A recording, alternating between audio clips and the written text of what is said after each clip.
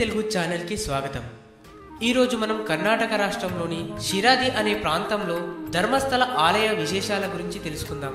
కర్ణాటకలోని పశ్చిమ కనుమల మధ్యలో మ్యాంగళూరు నుంచి సుమారు 25 కిలోమీటర్ల దూరంలో షిరాది అనే ప్రాంతం ఉన్నది। ఆ షిరాది నుంచి 15 కిలోమీటర్ల దూరంలో ధర్మస్థల ఉంది। ఇక్కడ మంజునాథ స్వామివారి దేవాలయం ఉన్నది। సహ్యాద్రి కొండల దిగువ భాగంలో ఉన్న ఈ క్షేత్రం హిందువులనే గాక అన్ని మతాల వారికి ఆకర్షిస్తూ వైష్ణవ పూజారుల చేత పూజలు నిర్వహించబడుతున్నాయి। అమ్మవారు మంజునాథేశ్వరి, మంజునాథుడు అనే పేరు గలవారు జైన దేవతలలో ఒకరు। కానీ ఆదిదేవుడైన శంకరుడు సర్వ సృష్టిలోని అందానికి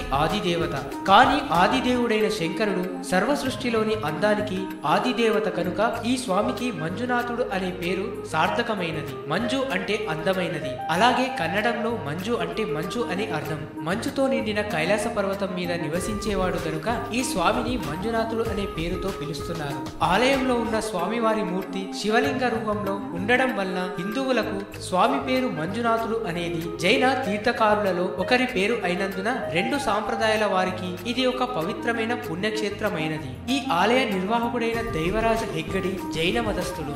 ఆలయంలోని స్వామి శివుడు, ఆలయంలోని అర్చకులు వైష్ణవులు శివుని పేరుని కలలో కూడా తలచరు। అయినా వదిరాజ తీర్థులు తమ స్వహస్తాలతో శివలింగ ప్రతిష్ఠ చేశారు। దేవరాజ హెగ్గడి విశాల దృష్టితో మత ధర్మానికి కాగా మానవ ధర్మానికి ఇచ్చిన ప్రాముఖ్యతను గుర్తించి అప్పటి వరకు కుడుమ అని పిలువబడుతూ ఉండే ఈ ఊరికి వదిరాజ తీర్థుల వారు ధర్మస్థల అని నామకరణం చేశారు। ఈ ధర్మస్థలంలోని శ్రీ మంజునాథ స్వామికి అన్నమాట నిలబెట్టుకునే స్వామి అని ప్రసిద్ధి చెందాడు। అంటే మనం ఏదైనా కోరిక ఆయనకి మనవి చేసుకుంటే దానిని ఆయన అనుగ్రహిస్తే కోరిక తప్పనిసరిగా నెరవేరుస్తాడు అనేది ఈ ప్రాంతంలో ఉన్న భక్తుల ప్రగాఢ విశ్వాసం। ఈ ఆలయంలో ఉన్న మరొక విశిష్టత ఏమిటంటే చుట్టుప్రక్కల ప్రాంతాలలో ఉండే ప్రజలలో ఎవరికైనా ఏ విషయంలోనైనా వివాదం లేదా ఒక సమస్యపై ప్రతిష్టంభన వస్తే ఈ మంజునాథ స్వామి వద్దకు వచ్చి విషయం తెలియజేస్తారు।